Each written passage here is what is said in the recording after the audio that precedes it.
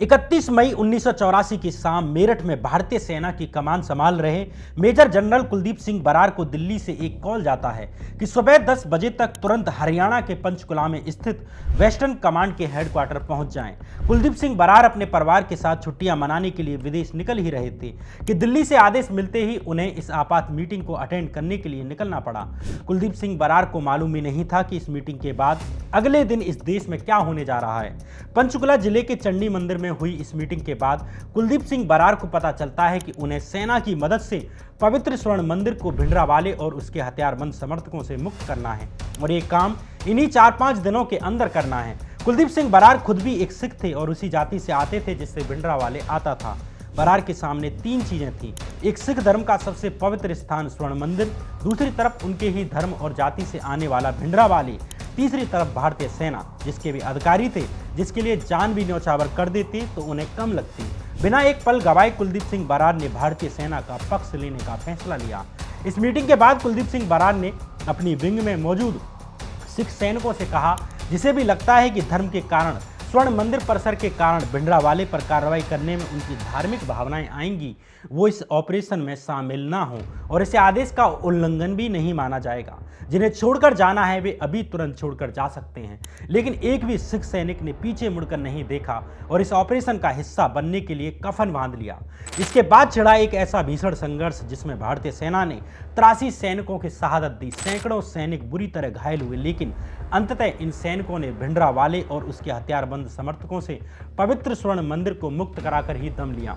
इस भयानक ऑपरेशन का नाम था ऑपरेशन ब्लू स्टार। आज के इस एपिसोड में जानेंगे कि सेना ने ऑपरेशन ब्लू स्टार की तैयारियां कैसे की, ऑपरेशन ब्लू स्टार के 4 दिनों के भीतर कैसी भयंकर लड़ाई छिड़ी और कैसे भिंडरावाले का अंत हुआ, जानेंगे आज के इस एपिसोड में। नमस्कार, मैं श्याम मीरा सिंह। अगस्त 1982 में स्वर्ण मंदिर परिसर में अकाली दल और भिंडरावाले ने धर्म युद्ध मोर्चा की शुरुआत की, जिसमें पंजाब राज्य को जम्मू कश्मीर की तरह एक स्वायत्त राज्य बनाने की मांग की गई, जो केंद्र को मंजूर नहीं था। लेकिन अकाली दल के विपरीत भिंडरावाले थोड़ा और अधिक कट्टरवाद की तरफ बढ़ गया। उसके समर्थकों ने पंजाब भर में आतंक मचाया। अपनी गिरफ्तारी से बचने के लिए भिंडरावाले ने स्वर्ण मंदिर परिसर में स्थित अकाल तख्त को अपने रहने का ठिकाना बना लिया और इसकी किलेबंदी कर डाली। यहीं से उसने पंजाब भर में अपने आतंक का राज चलाता रहा। धर्मयुद्ध मोर्चा शुरू होने से लेकर मई 1984 तक, यानी सिर्फ 22 महीने में ही भिंडरावाले से प्रेरित उग्रवादियों के आतंक में 165 हिंदू और निरंकारी समुदाय के लोग मारे जा चुके थे। सिर्फ हिंदू और निरंकारी ही नहीं मारे गए, बल्कि भिंडरावाले का विरोध करने पर 39 सिख भी मारे गए। अगर इसमें दंगों और एनकाउंटर्स और बाकी दुर्घटनाओं को भी शामिल किया जाए तो करीब 410 लोग मारे जा चुके थे। पंजाब में फैली इस अराजकता से इंदिरा गांधी की सरकार पर सवाल उठने लगे। इसका असर राजनीतिक तौर पर बाकी देश में भी पड़ रहा था। अगले साल 1985 में लोकसभा चुनाव भी होने जा रहे थे, जिसमें माना जा रहा था कि इंदिरा गांधी की सरकार पर बुरा असर पड़ने वाला है, जिसकी एक नज़र उत्तर प्रदेश में हुए एक उपचुनाव में भी देखी जा सकती थी, जहां एक उपचुनाव में कांग्रेस हार चुकी थी, जबकि पहले वहां कांग्रेस की स्थिति अच्छी थी। दूसरी तरफ जर्नैल सिंह भिंडरावाले को लग रहा था कि वो सिखों के सबसे पवित्र स्थान स्वर्ण मंदिर में रहता है, इसलिए सरकार उसका कुछ नहीं बिगाड़ सकती। केंद्र सरकार की तरफ से अकाली दल और भिंडरावाले से की गई अंतिम दौर की वार्ता भी असफल रही।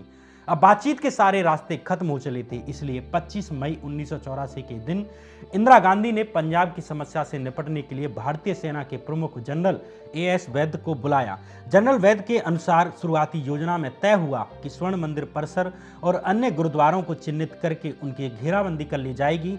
हथियारों और भोजन और पानी की आपूर्ति रोकने से उग्रवादी हथियारों का समर्पण करने के लिए तैयार हो जाएंगे।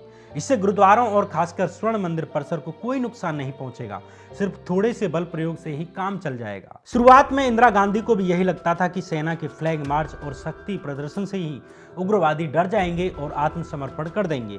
इधर केंद्र सरकार पंजाब में सेना भेजने का विचार कर रही थी कि उधर अगले दिन 26 मई को अकाली दल ने घोषणा कर दी कि आने वाली 3 जून के दिन पूरे पंजाब में संपूर्ण नाकेबंदी का आंदोलन चलाया जाएगा। न सरकार को टैक्स दिया जाएगा, न पंजाब से किसी दूसरे राज्य में अनाज को ले जाने दिया जाएगा। इससे लग रहा था कि पंजाब में फैली अराजकता और अधिक चरम पर पहुंच जाएगी, क्योंकि अकाली दल ने जानबूझकर संपूर्ण पंजाब की नाकेबंदी के लिए गुरु अर्जुन देव शहादत दिवस का दिन चुना था, जिससे उनके राजनीतिक आंदोलन को सभी सिखों का समर्थन मिल सके। अब इंदिरा गांधी पंजाब में फैली अराजकता को लंबे समय तक नजरअंदाज नहीं कर सकती थी। 26 मई के दिन ही एक बार फिर अकाली दल के नेताओं को सरकार के महत्वपूर्ण मंत्रियों से एक गोपनीय बातचीत के लिए दिल्ली बुलाया गया, लेकिन इस बातचीत का भी कोई निर्णय नहीं निकला। अब केंद्र की तरफ से 27 मई की सुबह ही कैबिनेट सचिवालय में एक बैठक बुलाई गई। इस बैठक में थे कैबिनेट सचिव कृष्णस्वामी राव साहेब, रॉ के सीनियर अधिकारी RN काऊ, इंदिरा गांधी के मुख्य सचिव PC अलेक्जेंडर और सेना के हेड जनरल SK वैद। इस मीटिंग में 2 दिन पहले हुई इंदिरा गांधी के साथ मीटिंग की योजना पर बातचीत की गई, जो कि घेराबंदी करके समर्पण कराने की योजना थी। अंततः इस योजना के कार्यान्वयन को मीटिंग में अनुमति दे दी गई, लेकिन सिर्फ 2 दिन के बाद ही यानी 29 मई के दिन एक बार फिर जनरल वैद ने आपात बैठक बुलाई, जिसमें रॉ के RN काऊ और इंदिरा गांधी के मुख्य सचिव PC अलेक्जेंडर भी शामिल थे। इस मीटिंग में जनरल वैद ने बताया कि उन्होंने वेस्टर्न कमांड के लेफ्टिनेंट जनरल K सुंदर जी से बातचीत की है और उन्होंने बताया है कि घेराबंदी की योजना छोटे गुरुद्वारों के लिए तो उपयुक्त हो सकती है, लेकिन स्वर्ण मंदिर जैसे बड़े गुरुद्वारे के लिए सही नहीं है, क्योंकि एक तो उसमें महीनों की भोजन सामग्री मौजूद हो सकती है, पानी के लिए अंदर कुएं भी हैं। दूसरी बात कि इसकी लंबे समय तक घेराबंदी की गई तो आसपास के इलाकों के सिख स्वर्ण मंदिर की तरफ कूच कर डालेंगे। ऐसी स्थिति को सेना के लिए संभालना मुश्किल हो जाएगा। अब आप कहेंगे कि ये वेस्टर्न कमांड क्या है और सेना प्रमुख जनरल वैद ने वेस्टर्न कमांड के हेड K सुंदर जी की बात को इतनी गंभीरता से क्यों लिया। इसलिए यहाँ वेस्टर्न कमांड के लेफ्टिनेंट जनरल K सुंदर जी के रोल को समझना जरूरी है। दरअसल इंडियन आर्मी को 6 कमांड में बांटा गया है: western command, eastern command, northern command, southern command, south western command और सेंट्रल कमांड। इन कमांड्स को general officer commanding in chief के द्वारा हेड किया जाता है, जो लेफ्टिनेंट जनरल रैंक का अधिकारी होता है। पंजाब हरियाणा का क्षेत्र वेस्टर्न कमांड के नजदीक पड़ता है, जिसका हेडक्वार्टर हरियाणा राज्य के पंचकुला जिले में मौजूद चंडी मंदिर नाम की जगह पर मौजूद है। इस वेस्टर्न कमांड के general officer commanding in chief K सुंदर जी ही थे, इसलिए अमृतसर में किसी भी तरह का ऑपरेशन चलाने के लिए उनका मत जानना जरूरी था। इसलिए स्वर्ण मंदिर की घेराबंदी करके अतिवादियों के आत्मसमर्पण कराने की योजना को K सुंदर जी की सलाह के बाद त्यागना पड़ा।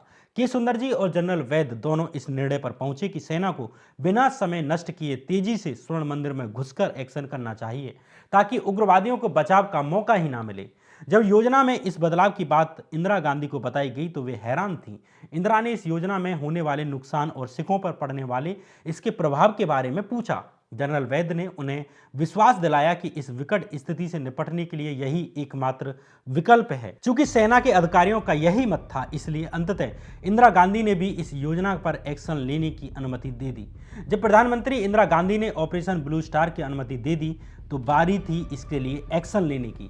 31 मई की शाम मेरठ में मेजर जनरल कुलदीप सिंह बरार को आदेश दिया गया कि अगली सुबह ही वे वेस्टर्न कमांड के हेडक्वार्टर चंडीगढ़ पहुंच जाएं। कुलदीप सिंह बरार उस समय मेरठ में तैनात थे और सेना की 9वीं इन्फेंट्री डिवीजन को हेड कर रहे थे। इन्फेंट्री से मतलब एक तरह से पैदल सेना या थल सेना जो ग्राउंड पर काम करती है, लड़ाई लड़ती है। कुलदीप सिंह बरार की एक ब्रिगेड मेरठ में थी, एक जालंधर में थी और एक दिल्ली में। इन्हीं मेजर जनरल कुलदीप सिंह बरार को वेस्टर्न कमांड के चीफ जनरल अफसर कमांडिंग K सुंदर जी के निर्देश में काम करना था। उनके साथ वेस्टर्न कमांड के ही chief of staff lieutenant general Ranjit Singh Dayal भी इस ऑपरेशन में साथ रहने वाले थे। कुलदीप सिंह बरार की तरह रणजीत सिंह दयाल भी सिख धर्म से आते थे।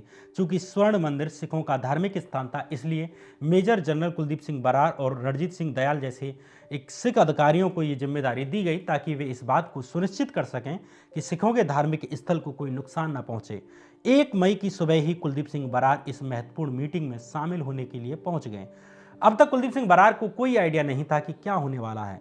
इस मीटिंग में उन्हें ऑपरेशन ब्लू स्टार के बारे में ब्रीफ किया गया और इस ऑपरेशन में मुख्य भूमिका निभाने की जिम्मेदारी दी गई। इस मीटिंग के तुरंत बाद ही कुलदीप सिंह बरार ने अपनी बटालियनों को तैयार करना शुरू कर दिया। 1 मई की सुबह ये मीटिंग खत्म करने के बाद मेजर जनरल कुलदीप सिंह बरार ने बिना वक्त गवाए मेरठ में मौजूद अपने प्रमुख अधिकारियों को आदेश दिया कि उनके सैनिक सड़क के रास्ते अमृतसर की तरफ कूच कर दें। सेना की सभी टुकड़ियों से कहा गया कि हर हाल में 3 जून तक अमृतसर पहुंच जाएं। इधर पंजाब राज्य से लगे हुए पाकिस्तान हिंदुस्तान बॉर्डर को भी कंप्लीट ब्लॉक करने की तैयारियां शुरू हो गई ताकि भारत की आंतरिक सुरक्षा की इस नाजुक स्थिति में सीमा पार से होने वाली घुसपैठ को रोका जा सके। इस एक्शन को ऑपरेशन बुडरोज का नाम से भी जाना गया।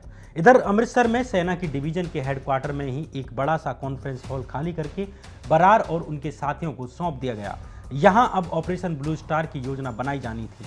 तत्काल स्वर्ण मंदिर के अंदर की खुफिया जानकारियां इकट्ठा की गई, जैसे स्वर्ण मंदिर परिसर में कितने अतिवादी मौजूद होंगे, कितने हथियार होंगे, छुपने के लिए जगह कौन सी होगी और भागने के लिए कौन सी जगह हो सकती है। हरमंदिर कॉम्प्लेक्स यानी स्वर्ण मंदिर परिसर के बाहर आसपास की इमारतों पर भी भिंडरावाले के हथियारबंद समर्थकों ने 17 मकानों पर जबरदस्ती कब्जा किया हुआ था। इनका काम आसपास के इलाकों पर निगरानी रखना था। भिंडरावाले के सहयोगी शाहबेग सिंह ने इन इमारतों की पहले से ही किलेबंदी कर रखी थी।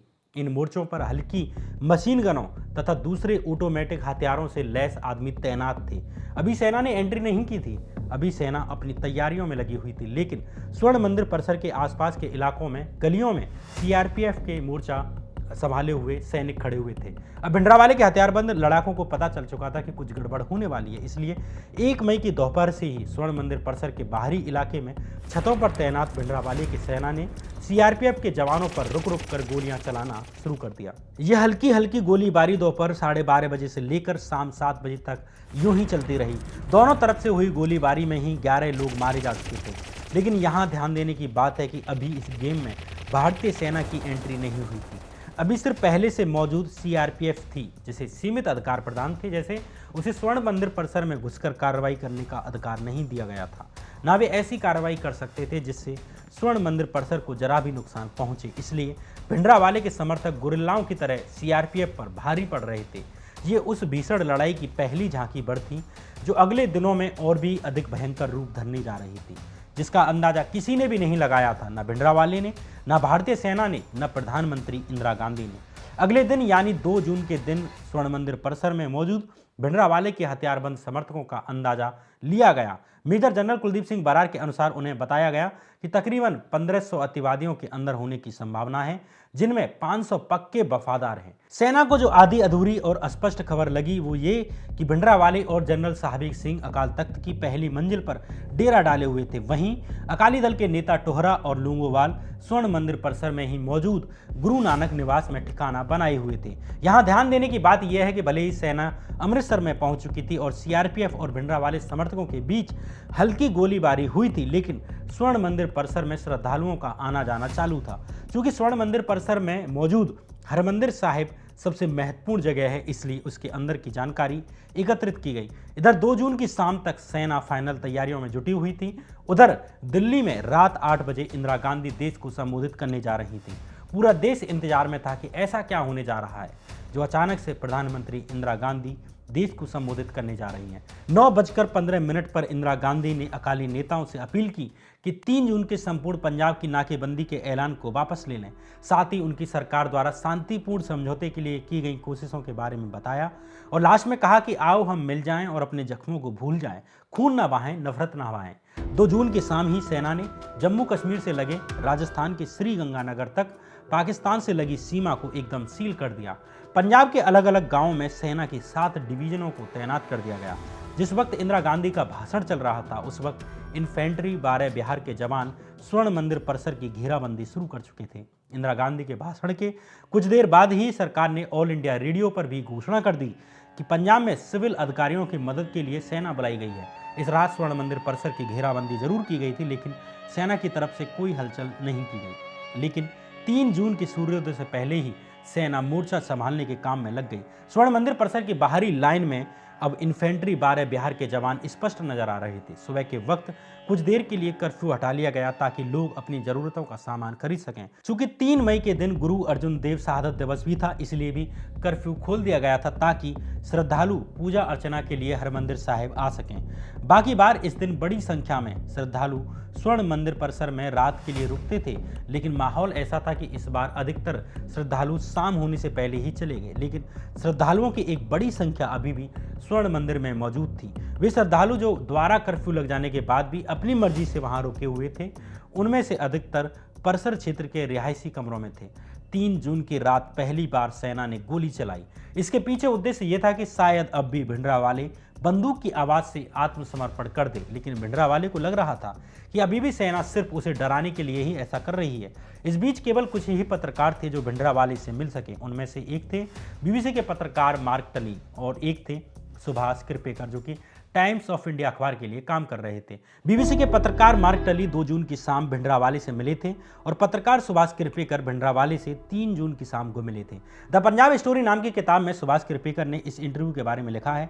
जब उन्होंने भिंडरावाले से पूछा कि क्या सेना स्वर्ण मंदिर में अंदर तक घुसेगी, इस पर भिंडरावाले ने कहा कि नहीं, सेना भी ऐसे ही आसपास घूमती रहेगी जैसे अब तक सीआरपीएफ और बीएसएफ 2 साल से करती आ रही हैं। कृपेकर ने अगला सवाल पूछा कि सेना की इतनी बड़ी संख्या का मुकाबला कैसे करेंगे। इस पर भिंडरावाले ने कहा कि भीड़ संख्या में हमेशा शेर से अधिक होती हैं, लेकिन एक अकेला शेर भी 1000 भीड़ों पर भारी पड़ता है। इसके बाद सुभाष कृपेकर ने भिंडरावाले के बगल में खड़े जनरल साहबेग सिंह से पूछा, क्या लगता है कि सेना कब एक्शन कर सकती है। इस पर साहबेग सिंह ने कहा, हो सकता है आज रात ही। जनरल साहबेग सिंह का अंदाजा सही निकला।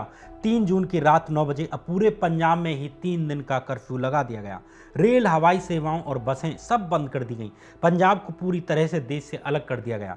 3 मई की शाम ही सभी विदेशी पत्रकारों और ऐसे भारतीय पत्रकारों को जो विदेशी अखबारों के लिए काम करते थे, उन्हें तुरंत पंजाब से बाहर निकल जाने का आदेश दे दिया गया और विदेशियों से संबंधित कानून लगा दिया गया। यह स्पष्ट संकेत था कि अब जल्द ही कार्रवाई शुरू होने वाली है। अधिकतर श्रद्धालु स्वर्ण मंदिर परिसर से बाहर निकल आए, लेकिन एक बड़ी संख्या अभी भी परिसर में ही थी। इसी वक्त बहुत से अतिवादी श्रद्धालुओं के भेष में चुपके से निकल गए। 3 जून की सारी रात अतिवादियों और स्वर्ण मंदिर परिसर की बाहरी घेराबंदी में तैनात सैनिकों के बीच रुक रुक कर गोलियां चलती रहीं, लेकिन स्वर्ण मंदिर परिसर के अंदर का माहौल शांत था, क्योंकि सेना ने अभी तक स्वर्ण मंदिर परिसर में एंट्री नहीं की थी। अब 3 जून की रात डूब चुकी थी। लाउड स्पीकर पर घोषणा की गई कि स्वर्ण मंदिर के अंदर मौजूद श्रद्धालु मंदिर परिसर छोड़ दें और वहां छिपे उग्रवादी अपने हथियारों के साथ आत्मसमर्पण कर दें। पहली बार में मात्र 129 लोग मंदिर क्षेत्र से बाहर आए, लेकिन कोई भी उग्रवादी आत्मसमर्पण करने के लिए तैयार दिखाई नहीं दे रहा था। सारे रास्ते खत्म हो चुके थे और सेना के पास अब कम समय बचा था। अगर ज्यादा इंतजार किया जाता तो आसपास के इलाकों से सिख धर्म के अनुयायियों की भीड़ सेना के लिए मुश्किलें पैदा कर सकती थी। ऑपरेशन ब्लू स्टार को लीड कर रहे मेजर जनरल कुलदीप सिंह बरार ने अपनी किताब में लिखा है कि जो डर मन में सबसे अधिक समाया हुआ था वो था कि एक बार अगर हरमंदिर साहिब पर घेरा डालने की खबर फैल गई तो गांव में बगावत हो सकती है। हजारों धार्मिक सिखों के जज्बातों को भड़काकर उन्हें हरमंदिर साहिब की तरफ भाग दौड़कर पहुंचने के लिए उकसाया जा सकता है। इसलिए मन में जल्दी से जल्दी कुछ करने की जरूरत लग रही थी। मैं इन आशंकाओं की पुष्टि इसलिए कर सकता हूं क्योंकि मैंने वे वीडियो कैसेट और अपनी कानों से सुनी हैं जिनमें भिंडरावाला अपने सारे पंजाब के अनुयायियों से कह रहा है, अपील कर रहा है कि जैसे ही सेना पवित्र हरमंदिर साहिब पर डेरा डाले या अंदर दाखिल हो जाए तो वे कोने कोने से अमृतसर की तरफ चलकर आ जाएं। इसलिए सेना को डर था कि अगर भावुक सिखों की भीड़ कृपाण, पिस्तौल और बंदूकों को लेकर हरमंदिर साहिब की तरफ उमड़ पड़ती है तो क्या होगा। सेना के पास इसका एक ताजा उदाहरण भी था। कुछ समय पहले ही फिरोजपुर के मोगा में कुछ अतिवादियों ने स्थानीय गुरुद्वारों में शरण ले रखी थी। तब अर्धसैनिक बलों को इन गुरुद्वारों को घेरने का आदेश दिया गया था। इस घटना के 5 दिनों में ही सिख धार्मिक प्रतिनिधियों ने घोषणा की कि यदि घेरा नहीं हटाया गया तो वे जत्था लेकर मोगा की ओर चल देंगे। परिणाम ये हुआ कि सरकार को पीछे हटना पड़ा और घेरा हटा लिया गया। चूंकि अब भिंडरावाले को खत्म करने के लिए अंतिम विकल्प के रूप में सेना को बुलाया गया था, इसलिए सेना बिना किसी रिजल्ट के वापस नहीं जा सकती थी। चूंकि कर्फ्यू को भी 3-4 दिन से अधिक नहीं रखा जा सकता था, क्योंकि शहर के लोगों को भी अपनी जरूरतों का सामान खरीदना होता है, जैसे दूध, खाना, सब्जी। इसलिए सेना अब उस निर्णय पर पहुंच गई कि जिसे अब तक सबसे अंतिम विकल्प के रूप में या सबसे अंतिम फैसला माना जा रहा था, फैसला सीधी कार्रवाई करने का। सबसे पहले स्वर्ण मंदिर परिसर के बाहरी क्षेत्रों में मौजूद उन स्थानों को टारगेट किया गया जहां ऊंचाई से नीचे जमीन पर मौजूद सेना को टारगेट किया जा रहा था। सेना ने रामगढ़िया, बुंगा, पानी की टंकी और अन्य मोर्चों पर बम बरसाने शुरू कर दिए। अभी भी उम्मीद की जा रही थी कि शायद भिंडरावाले आत्मसमर्पण कर दे, लेकिन भिंडरावाले उस स्थिति में पहुंच चुका था जहां आत्मसमर्पण का मतलब आगे पूरे जीवन जलालत भरी जिंदगी जीना था। ऐसी जिंदगी जीने के बजाय वह हरमंदिर साहिब की रक्षा करते हुए शहीद होकर सिख लोक कथाओं का हिस्सा बनना ज्यादा पसंद करता। यहाँ एक बात ध्यान देने की है कि चूंकि स्वर्ण मंदिर परिसर के अलावा पंजाब के अन्य बहुत से गुरुद्वारों पर भी भिंडरावाले समर्थकों ने अपने नियंत्रण में ले रखा था, इसलिए इन गुरुद्वारों को भी भिंडरावाले से मुक्त कराने का जिम्मा दिया गया लेफ्टिनेंट जनरल रणजीत सिंह दयाल को, जो खुद एक सिख थे। 3 मई की शाम से ही सेना ने पंजाब के 37 गुरुद्वारों को चारों ओर से घेर लिया। इन 37 गुरुद्वारों में से सेना को सिर्फ पटियाला स्थित गुरुद्वारा दुख निवारण के अलावा कहीं भी कोई प्रतिरोध सामना नहीं करना पड़ा। रॉ के लिए 20 से अधिक साल काम कर चुके अधिकारी केबीएस सिद्धू की किताब के अनुसार पटियाला ऑपरेशन का संचालन भी एक मूना सिख मेजर जनरल गुरद्वाल सिंह के द्वारा किया जा रहा था। सेना के आधिकारिक सूत्रों के अनुसार इस ऑपरेशन में 27 लोग मारे गए, लेकिन पटियाला के सरकारी राजेंद्र हॉस्पिटल के डॉक्टरों का कहना है कि इनमें कम से कम 56 लोगों की जानें गईं, अन्यथा किसी भी दूसरे गुरुद्वारे में सेना को अधिक दिक्कत नहीं आई। 4 जून की रात तक अमृतसर के बाहर स्थित सभी गुरुद्वारों से उग्रवादियों को हटाया जा चुका था और इनमें से अधिकांश को सेना ने पकड़ लिया था, साथ ही उनके हथियार भी जब्त कर लिए थे। इधर 4 जून की सुबह स्वर्ण मंदिर परिसर के बाहरी क्षेत्र में की गई सेना की कार्रवाई महज एक शुरुआत थी। असली लड़ाई शुरू होनी थी 5 जून के दिन। इसका पूरा वृतांत इस कार्रवाई को लीड करने वाले सेना के अफसर कुलदीप सिंह बरार ने अपनी किताब में लिखा है। बरार ने लिखा है कि सुबह सुबह 6 बजे में सारी यूनिटों के पास जहां जहां वे एकत्रित थे गया और हर एक के पास करीब करीब 30-30 मिनट गुजारे। मैंने उन्हें संबोधित करते हुए बताया कि आज की रात शायद उनके लिए अपनी जिंदगी की सबसे मुश्किल रात होगी। मैंने कहा कि मैं इस बारे में जानता हूं कि हमें बहुत अप्रिय कार्य सौंपा गया है और हमें ये करना भी पड़ेगा, क्योंकि और कोई चारा नहीं है। जो कार्रवाई हम करने जा रहे हैं वह न सिखों के खिलाफ है और न ही सिख धर्म के खिलाफ है, यह असल में अतिवाद के खिलाफ है। ऑपरेशन ब्लू स्टार को लीड करने वाले मेजर जनरल कुलदीप सिंह बरार की सेना में बाकी धर्मों के साथ साथ सिख सैनिक भी थे। इसलिए बरार ने अपने सैनिकों से कहा कि हम किसी भी धर्म स्थल को अपवित्र करने नहीं जा रहे। वहां जो खून बह रहा है, जो हिंसा हो रही है, उसे खत्म करने के लिए जा रहे हैं। हम वो गंदगी साफ करने के लिए जा रहे हैं और हरमिंदर साहिब की सेवा करने के लिए जा रहे हैं। अगर आप में किसी को भी लगता है कि यह उसके धर्म के खिलाफ है तो आप बेशक पहले कह दें, आप पर कोई कार्रवाई नहीं की जाएगी, निश्चिंत रहें। पहली 3 बटालियन में किसी ने भी मना नहीं किया। चौथी बटालियन में से एक सिख सैनिक खड़े हुए। लेफ्टिनेंट जनरल बरार ने उनसे कहा, कोई बात नहीं जवान, आप बेशक इस ऑपरेशन से मुक्त हो सकते हैं। लेकिन उस सिख जवान ने कहा कि नहीं, मैं बस ये कहने के लिए खड़ा हुआ हूँ कि मैं इस ऑपरेशन में आगे जाना चाहता हूँ, आप बस हुक्म करिए। वे सिख जवान थे लेफ्टिनेंट रैना। कुलदीप सिंह बरार ने अपनी किताब ऑपरेशन ब्लू स्टार का सच में लिखा है कि इससे पहले कि सैनिक अंतिम रूप से अपनी अपनी असेंबली इलाकों को छोड़ते तथा हरमंदिर साहिब की ओर बढ़ना शुरू करते, हमने खून खराबे को रोकने के लिए आखिरी पल भी कोशिश की। 5 जून की शाम 4:30 बजे हमने लाउड स्पीकर पर हरमंदिर साहिब के भीतर बैठे अतवादियों और बेगुनाह श्रद्धालुओं दोनों से बाहर आने और आत्मसमर्पण करने की अपील की, ताकि हमें हरमंदिर साहिब के अंदर दाखिल होने और सैन्य कार्रवाई करने का अंतिम विकल्प ना उठाना पड़े, उसके लिए मजबूर ना होना पड़े। शुरुआत में एकदम कोई भी जवाब नहीं मिला। इसके लिए बार बार पंजाबी में अपीलें दोहराई गईं और यह काम तकरीबन शाम के 7 बजे तक होता रहा। भिंडरावाला शायद अभी भी यह महसूस कर रहा था कि जितनी देर अच्छी खासी तादाद में श्रद्धालु अंदर मौजूद रहेंगे, सेना सिर्फ अपने इरादों की धमकियां ही देती रहेगी और हरमंदिर साहिब में नहीं घुसेगी।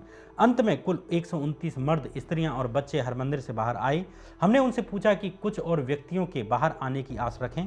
नहीं में जवाब देते हुए उन्होंने इस बात की पुष्टि की कि बहुत सारे लोग बाहर आना चाहते हैं, मगर भिंडरावाले के हथियारबंद अनुयायियों ने उन्हें बाहर आने नहीं दिया। कुलदीप सिंह बरार ने लिखा है कि मेरे मन में कोई शक नहीं रह गया था कि अब हमें कार्रवाई पूरी ही करनी पड़ेगी। ऑपरेशन ब्लू स्टार की कार्रवाई में भाग लेने वाले सैनिकों को हरी झंडी मिल चुकी थी।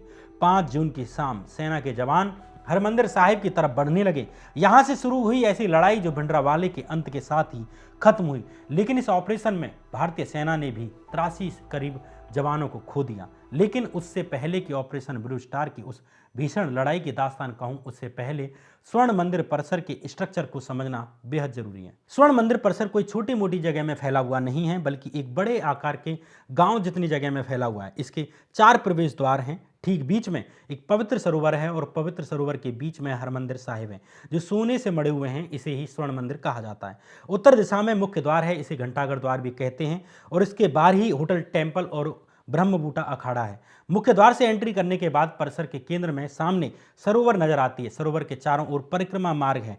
परिक्रमा मार्ग पर पश्चिम की ओर चलने पर अकाल तख्त मिलता है और इसी अकाल तख्त में भिंडरावाले का ठिकाना था। अकाल तख्त के ठीक सामने दर्शन ड्योढ़ी है, जिसमें प्रवेश करने के बाद स्वर्ण मंदिर पड़ता है। परिसर के दक्षिणी गेट के पास सिख लाइब्रेरी और आटा मंडी है। पूर्वी द्वार पर अकाली दल का कार्यालय है। यहीं पर गुरु नानक आवास और अन्य छात्रावास हैं। यहीं पर अकाली दल के नेता लोंगोवाल और तोहड़ा के लोग रुके हुए थे। पूर्वी द्वार पर ही 2 ऊंचे ऊंचे टावर हैं, जिन्हें रामगढ़िया बुंगा कहा जाता है। इनके साथ ही एक पानी की टंकी, एक ऊंची टंकी भी थी। इन पर भिंडरावाले के हथियारबंद लड़ाके तैनात थे। ये स्वर्ण मंदिर परिसर या कहें कि कॉम्प्लेक्स के एक बाहरी और अंदर का एक स्ट्रक्चर था। 5 जून की शाम 7 बजे से सेना स्वर्ण मंदिर परिसर की ओर बढ़ चुकी थी। सबसे पहले बीएसएफ ने होटल टेम्पल व्यू पर मोर्चा संभाला, उसके साथ ही सीआरपीएफ ने भी ब्रह्मबूटा अखाड़े की तरफ कूच कर दिया। ये दोनों स्वर्ण मंदिर परिसर के नॉर्थ गेट के पास स्थित थे। इन दोनों पर ही भिंडरावाले की मोर्चाबंदी थी। रात करीब 1 बजे तक दोनों ही जगहों से अतिवादियों को बाहर निकालकर अपने कब्जे में ले लिया गया। हैरानी की बात यह रही कि यहां अतिवादियों की तरफ से कोई प्रतिरोध नहीं किया गया। सेना को लगा कि इतनी ही आसानी से शायद हरमंदिर साहिब के अंदर प्रवेश करने पर भी जीत मिल जाएगी, लेकिन यह अंदाजा गलत था। अब 10 गारद बटालियन के जवान उत्तरी गेट से स्वर्ण मंदिर परिसर के अंदर घुसने की कोशिश करने लगे। स्वर्ण मंदिर में प्रवेश की पहली कोशिश में ही सेना पर ऑटोमेटिक गनों से गोलीबारी होने लगती है। स्वर्ण मंदिर परिसर के खुले क्षेत्र में प्रवेश करने से पहले ही बटालियन को गंभीर धक्का लग चुका था। उसके 20 जवान झटके में शहीद हो गए। 20 जवानों की शहादत के बाद सेना ने स्वर्ण मंदिर परिसर में प्रवेश कर लिया, लेकिन उसकी असली चुनौती थी बगल में परिक्रमा मार्ग से लगे कमरों में छुपे हुए अतिवादियों की सफाई करना। कमरों की सफाई किए बगैर आगे नहीं बढ़ा जा सकता था। इन कमरों से अतिवादी खुले में ग्रेनेड फेंक रहे थे। सैनिकों के एक ओर पवित्र सरोवर था, दूसरी तरफ पक्की इमारत की छतों पर बने हुए भिंडरावाले के मोर्चे, जहां से गोलियां बरस रही थी। सेना को हिदायत दी गई कि जितनी चाहे गोलियां उनकी तरफ दागी जाएं, लेकिन एक भी गोली हरमंदिर साहिब की तरफ ना चलाई जाए। सैनिकों पर चौतरफा गोलीबारी हो रही थी और बचाव के लिए कोई जगह नहीं थी। वे सीधे गोलियों का शिकार हो रहे थे। इस कारण सेना के शहीद होने वाले जवानों की संख्या बढ़ने लगी। सेना की इस स्थिति पर इस ऑपरेशन को लीड करने वाले मेजर जनरल कुलदीप सिंह बरार ने अपनी किताब में लिखा है कि दुनिया की कोई और सेना लड़ाई के समय क्या ऐसे आदेशों का पालन करती। मेरा विचार है कि ये सबसे सख्त आदेश थे जो मुझे अपनी जिंदगी में देने पड़े। उत्तरी गेट से सेना अपने ऊपर गोलियां झेलते हुए प्रवेश कर चुकी थी और आगे भी बढ़ रही थी। उत्तरी गेट से प्रवेश के बाद सेना के जवान पश्चिम दिशा में मुड़कर अकाल तख्त की ओर बढ़ने लगे, लेकिन यहां उन्हें न केवल अकाल तख्त की तरफ से और अकाल तख्त के दोनों ओर की इमारतों से गोलियां पड़ रही थी, बल्कि दर्शनी ड्योढ़ी से भी गोलियां पड़ रही थी, जो अकाल तख्त के एकदम सामने है और स्वर्ण मंदिर और अकाल तख्त के बीच में मौजूद है। लेकिन जवानों के सामने दिक्कत ये थी कि दर्शनी ड्योढ़ी और स्वर्ण मंदिर की तरफ से गोलियां चलाने का आदेश उन्हें नहीं था। उन्हें हिदायत थी कि वे स्वर्ण मंदिर की तरफ गोली नहीं चलाएंगे। इसमें भी बदकिस्मती ये रही कि प्लानिंग के अनुसार दक्षिणी गेट से एंट्री करने वाली 26 मद्रास बटालियन परिसर में दाखिल नहीं हो सकी थी, क्योंकि वो लोहे के फाटक को तोड़ ही नहीं पाई। वो अंदाजे के विपरीत ज़्यादा मजबूत गेट निकला। इस कारण जो योजना बनाई गई थी वो ऐन वक्त पर गड़बड़ हो गई। अगर मद्रासी बटालियन समय पर स्वर्ण मंदिर के दक्षिणी गेट से घुस जाती और अतिवादियों को इसके बाद उत्तरी और दक्षिणी दोनों मोर्चों पर लड़ना पड़ता, इससे सेना को कम जान माल का नुकसान होता। आखिरकार एक टैंक का सहारा लेकर इस फाटक को तोड़ा गया। दूसरी तरफ उत्तरी गेट से प्रवेश करने वाली सेना उत्तरी प्रवेश द्वार के पूर्व और पश्चिम की ओर परिक्रमा मार्ग से सटी इमारतों की निचली मंजिल पर करीब 75% हिस्से पर नियंत्रण पा चुकी थी। मेजर जनरल कुलदीप सिंह बरार ने लेफ्टिनेंट कर्नल इसरार खान को हुक्म दिया कि निचली मंजिल की पूरी सफाई होने का इंतजार किए बिना ही दूसरी मंजिल पर जल्दी से जल्दी ठिकाना बनाया जाए। बिना वक्त गवाए सेना के जवान एल्युमिनियम की सीढ़ी की मदद से पहली मंजिल पर पहुंच गए।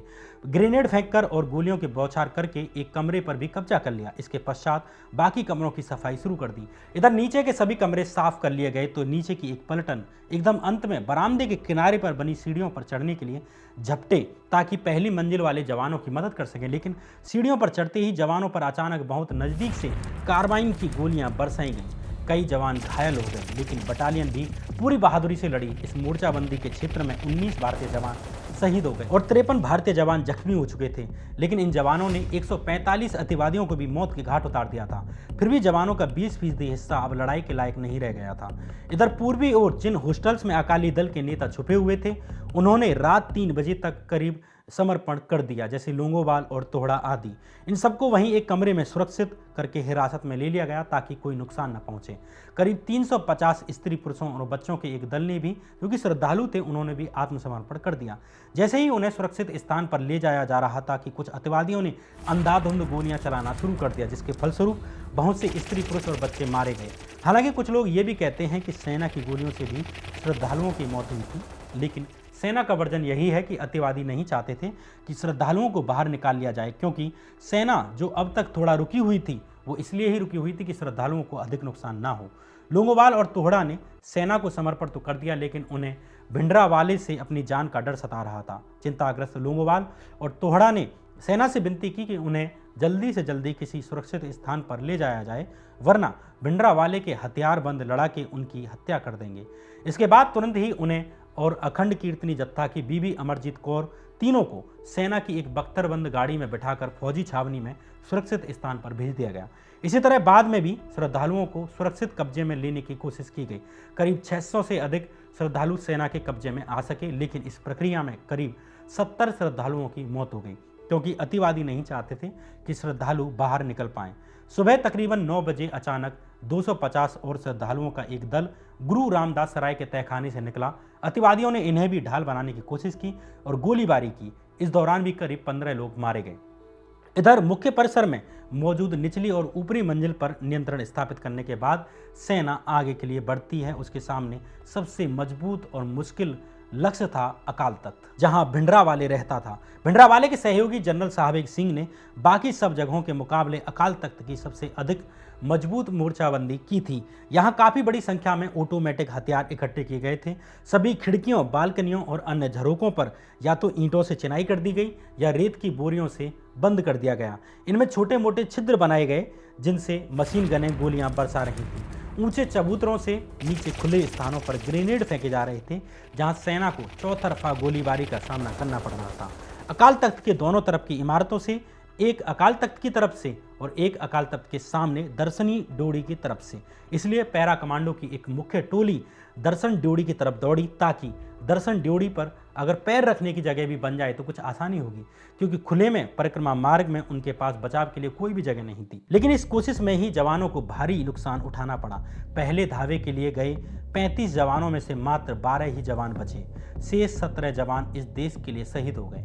इतनी शहादतें देने के बाद भी दर्शन ड्योढ़ी के सामने स्थित अकाल तख्त एक अभेद किला बना हुआ था। इधर खिड़कियों और पहले से तैयार छिद्रों से जवानों पर गोलियां बरस रही थीं, लेकिन जवानों के पास इन्हें रोकने का कोई विकल्प नहीं था।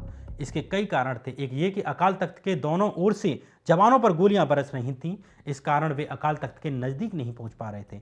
दूसरा कारण ये था कि अकाल तख्त पूरी तरह से पैक था। खिड़कियां, दरवाजे और झरोकों पर या तो ईंटों से चिनाई कर दी गई या रेत के बोरों से पूरी तरह बंद कर दिया गया।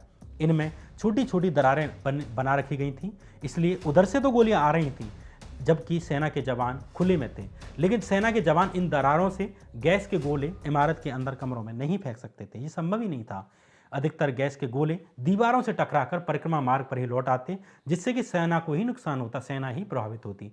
ऊपर से तेज हवा थी, इसलिए गैस का धुआं भी अकाल तख्त की तरफ जाने के बजाय इधर उधर जा रहा था। इसलिए गैस के गोलों से या धुएं से अकाल तख्त में जगह बना पाना मुश्किल हो रहा था और जवानों को भारी नुकसान उठाना पड़ रहा था। इस स्थिति में हारकर कुलदीप सिंह बरार ने लेफ्टिनेंट जनरल सुंदर जी को टैंक से गोले बरसाने की अनुमति मांगी।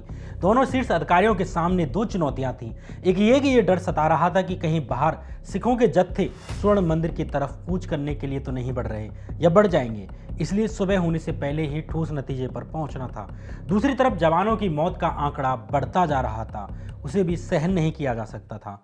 अतिवादियों को जल्दी से जल्दी आत्मसमर्पण करवाने के लिए जोरदार गोलीबारी तथा बख्तरबंद सेना द्वारा मारकाट करवाने के अलावा और कोई चारा नहीं रह गया था। लेफ्टिनेंट जनरल सुंदर जी ने वायरलेस के द्वारा दिल्ली संदेश भेजा और विनती की कि अकाल तख्त के पक्के मोर्चों से निपटने के लिए टैंकों के प्रयोग की अनुमति दी जाए। हालांकि टैंक पहले से ही सेना के पास मौजूद थे, बस चलाने की अनुमति लेनी थी। सेना द्वारा टैंकों को स्वर्ण मंदिर परिसर में लाना और उनके उपयोग करने को सिख समुदाय के कुछ लोगों के द्वारा आज भी अपमानजनक माना जाता है। हालांकि कुलदीप सिंह बरार ने इन टैंकों को स्वर्ण मंदिर परिसर के अंदर लाने के कारणों को भी विस्तार से बताया है। कुलदीप सिंह बरार के अनुसार इन टैंकों को अंदर लाने का कारण शुरुआत में बस अकाल तख्त की तरफ सर्च लाइट फेंकना था, जिसके 3 मकसद थे। पहला, बचाव की लड़ाई लड़ रहे अतिवादियों को अस्थायी तौर पर अंधा करना और अपने जवानों पर निरंतर बरसती गोलियों को रोकना, ताकि वे अकाल तख्त के निकट तक पहुंच पाएं। दूसरा, निशाना लगाने वाले इलाकों को जगमगाना, ताकि सेना के जवान बचावकर्ताओं के मोर्चे को देख सकें और सही निशाने पर गोलियां बरसा सकें। तीसरा कारण, अतिवादियों को मानसिक तौर पर डराना था, ताकि वे टैंक को देखकर समर्पण कर दें। मगर ये सारे अनुमान धरे रह गए, क्योंकि 1 मिनट या अधिक समय के लिए इन्हें जलाने बुझाने से हर बार इनके बल्बों की तारें जल जाती थीं। जब पहली बार ऐसा हुआ तो दूसरा टैंक लाना पड़ा। पहले वाले को आगे ले जाना पड़ा, क्योंकि द्वार की सीढ़ियों से टैंक को पीछे मुड़कर लाना मुश्किल था और इसमें वक्त भी काफ़ी लगता। जब दूसरे टैंक के बल्बों की तारें भी जल गईं तो तीसरा टैंक अंदर लाया गया और इस प्रकार जल्दी ही परिक्रमा मार्ग पर 3 टैंक इकट्ठे हो गए। थोड़ी देर के पश्चात तकरीबन 4 बजे सुबह एक बख्तरबंद गाड़ी भी उसी पूर्वी फाटक के रास्ते परिक्रमा में लाई गई। बख्तरबंद गाड़ी को परिक्रमा में लाने के लिए एक टैंक के द्वारा पहले परिक्रमा की सीढ़ियों को तोड़ा गया, क्योंकि पहियों वाली स्कॉट इनके ऊपर से गुजर नहीं सकती थी। सुबह करीब 4:30 बजे करीब बख्तरबंद गाड़ी जब अकाल तख्त के नज़दीक पहुंची तो अकाल तख्त से टैंक मार हथियार का गोला आ पड़ा और वहीं नष्ट हो गई। सेना को अंदाजा भी नहीं था कि अतिवादियों के भंडार में टैंकरों को मारने वाले हथियार भी हो सकते हैं। बाद में ये बात सामने आई कि उनके पास अन्य हथियारों के साथ साथ अकाल तख्त में चीन के बने हुए 2 टैंक मार RPG-7 यानी राइफल से फेंकने वाले ग्रेनेड भी थे। शाम 7 बजे से शुरू हुई इस लड़ाई को अब सुबह हो चली थी, लेकिन सेना अभी भी अकाल तख्त के पास नहीं पहुंची थी। उस पर नियंत्रण करना तो दूर की बात। इतने में ही लेफ्टिनेंट जनरल सुंदर जी को टैंकों के उपयोग की दिल्ली से हरी झंडी मिल जाती है। करीब 7:30 बज चुके थे। अंत में टैंकों को आदेश दिया गया कि अतिवादियों के मोर्चे उड़ाने के लिए तोपों का इस्तेमाल किया जाए। टैंक ने जैसे ही गोले फेंकना शुरू किया, पूरे अमृतसर शहर में उसकी गूंज सुनाई देने लग गई। थोड़ी ही देर बाद अकाल तख्त के अंदर से आग की ऊंची लपटें आने दिखाई देने लग गईं। ये आग कैसे लगी इसका निर्णय मुश्किल है। आग की लपटों और ईंटों के गिरने के दृश्य से अतिवादियों को जरूर लगा होगा कि ये इमारत उन पर ही गिर सकती है। कारण जो भी हो, लेकिन अब अकाल तख्त की तरफ से गोलीबारी आना बंद हो गया, मतलब एक ठहराव आ गया। अकाल तख्त की तरफ से होने वाली फायरिंग रुक गई। इधर सेना भी रुक गई। सेना भी अकाल तख्त से अतिवादियों के निकालने के लिए शाम के अंधेरे का इंतजार करने लगी। सुबह 11 बजे से लेकर शाम 4 बजे तक कुछ ही जगहों से गोलीबारी हुई, लेकिन सेना ने अपने जवानों को आराम करने के लिए कहा, जिसकी उन्हें उस वक्त सबसे ज़रूरत थी। इधर 54 इन्फेंट्री डिवीजन अमृतसर को आने जाने वाले रास्तों को नाकेबंदी कर रही थी, क्योंकि अब तक पूरे देश में ये खबर फैल चुकी थी कि हरमंदिर साहिब पर हमला किया गया है। यह अफवाहें फैलने लगी कि हरमंदिर साहिब को नुकसान पहुंचाया गया है। 6 जून की शाम 4 बजे एक बार फिर लाउड स्पीकरों से श्रद्धालुओं और अतिवादियों से आत्मसमर्पण करने के लिए अपील की गई। शाम 4 बजे से लेकर शाम 6 बजे तक ये घोषणाएं की जाती रहीं। इस समय तक करीब 200 से अधिक लोगों ने आत्मसमर्पण कर दिया। अब 26 मद्रास बटालियन को काम सौंपा गया कि वो अकाल तख्त की सफाई करे और जो अतिवादी अंदर रह गए उन्हें बाहर निकाले। मद्रास बटालियन की तरफ से कार्रवाई शुरू हो गई। वे अकाल तख्त की ध्यान से छानबीन कर रहे थे। इतने में 2 अतिवादी बाहर निकलने की कोशिश में पकड़े गए। उनमें एक गोलीबारी में मारा गया, एक को पकड़ लिया गया। इस आदमी से पूछताछ की गई तो पता चला कि भिंडरावाले मारा गया है। इस जानकारी को सुनते ही मद्रासी बटालियन के उस जगह जवान पहुंच जाते हैं जहां 40 अनुयायियों के साथ भिंडरावाले की लाश पड़ी थी।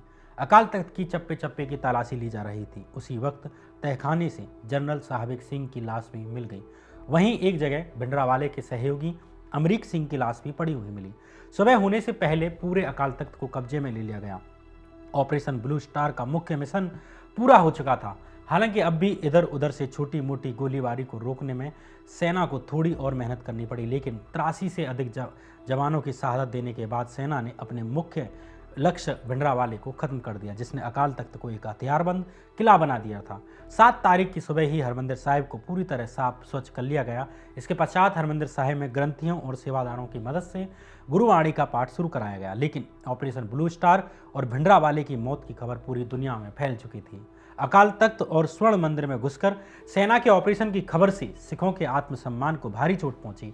इनमें से वे भी लोग थे जो भिंडरावाले को अच्छा नहीं मानते थे, जो हरमंदिर साहिब को हथियारों के अड्डे की तरह इस्तेमाल करने को गलत मानते थे। लेकिन ऑपरेशन ब्लू स्टार में जिस तरह सिखों के सबसे पवित्र स्थान को नुकसान पहुंचाया गया, इसने पूरी दुनिया के सिखों को भावुक और क्रोधित कर दिया, जो इस हद तक पहुंच गए कि इस ऑपरेशन को अनुमति देने वाली इंदिरा गांधी को अपनी जान गंवानी पड़ी। ऑपरेशन से पहले ही इंदिरा गांधी को अंदाजा लग चुका था कि उन्हें अपनी जान गंवानी पड़ सकती है। इसका जिक्र उन्होंने कई मीटिंग्स में किया था। अपनी हत्या से पहले ही इंदिरा ने भाषण दिया कि मुझे मारा जा सकता है, लेकिन जब तक जीवित हूँ मेरे रक्त की एक एक बूंद इस देश के काम आएगी। ऑपरेशन ब्लू स्टार को 4 महीने करीब ही हुए कि 31 अक्टूबर 1984 के दिन इंदिरा गांधी की उनके घर पर ही हत्या कर दी गई। इसके बाद देश में सिख दंगे छिड़ गए। दिल्ली में हजारों निर्दोष सिखों को मारा गया। इतिहास के इन काले अध्यायों पर जल्द ही एक पूरी सीरीज बनाऊंगा, लेकिन अभी वापस ऑपरेशन ब्लू स्टार पर लौटते हैं। भिंडरावाले और उसके साथियों को निपटाने के बाद 7 जून से लेकर 10 जून तक स्वर्ण मंदिर परिसर में सफाई और छानबीन का काम चलता रहा। इस दौरान सैकड़ों हथियार बरामद हुए। भिंडरावाले मारा जा चुका था, उसके हथियारबंद समर्थकों को भी मारा जा चुका था, लेकिन इस ऑपरेशन का भारतीय सेना को भी भारी नुकसान उठाना पड़ा। सरकारी आंकड़ों के अनुसार इस ऑपरेशन में 83 जवान शहीद हुए। इसके अलावा 248 जवान घायल भी हुए। करीब 492 बाकी लोगों की मौत हुई, जिनमें अतिवादी और श्रद्धालु शामिल थे। हालांकि कुछ स्वतंत्र आंकड़े सेना और अतिवादियों और श्रद्धालुओं की मौत का आंकड़ा इससे काफ़ी अधिक बताते हैं। उन आंकड़ों को अलग अलग करके बताया जा सकता है, लेकिन आंकड़ों का क्या है? सिखों के लिए इस ऑपरेशन ने जो दर्द दिया वो सदियों का है। सदियों तक ये जख्म नहीं भरा जा सकता, लेकिन इसके लिए किसे दोषी ठहराया जाए? प्रधानमंत्री को, सरकार को, सेना को, भिंडरावाले को खड़ा करने वाली राजनीति को, धार्मिक कट्टरता को या धार्मिक भावुकता को? इसके लिए जिसे चाहे दोषी ठहराया जा सकता है, जिसे चाहे निर्दोष साबित किया जा सकता है, लेकिन एक चीज़ है जिसकी शायद सबसे ज़्यादा ज़रूरत है, वो है सबक, वो है प्यार, वो है सहिष्णुता, वो है स्वतंत्रता, वो है एक दूसरे के दर्द को समझने की समानुभूति। सिर्फ इन गुणों की ही ज़रूरत है। बात पंजाब की नहीं है, भिंडरावाले की भी नहीं है, बात इस देश की है, इंसानियत की है। धर्म के आधार पर होने वाली कट्टरता का विरोध करना चाहिए, चाहे वो हिंदू हों, चाहे मुसलमान, वे चाहे सिख हों, चाहे ईसाई। धर्म की आड़ लेने वालों का प्रतिरोध करना चाहिए और सब धर्म के लोगों का सम्मान करना चाहिए। हमें ये याद रखना चाहिए कि सिर्फ प्रेम और न्याय ही वो चीज़ है जो इस दुनिया को बचा सकती है। जहाँ न्याय नहीं होता वहाँ शांति नहीं होती। बहरहाल ये कहानी थी ऑपरेशन ब्लू स्टार की और भिंडरावाले की। ये वीडियो भिंडरावाले पर बनाई मेरी सीरीज का चौथा और अंतिम एपिसोड है। इसके 3 एपिसोड पहले ही इस चैनल पर डाले जा चुके हैं। इनके लिंक आपको कमेंट बॉक्स में मिल जाएगी। आपने इस सीरीज को सुनने के लिए इतना धैर्य रखा, आपके धैर्य के लिए शुक्रिया कहना चाहता हूँ। अगर चैनल पसंद आया हो तो वीडियो को लाइक ज़रूर करें, कमेंट करके अपना मत ज़रूर बताएं और चैनल को सब्सक्राइब ज़रूर करें। तब तक के लिए नमस्कार।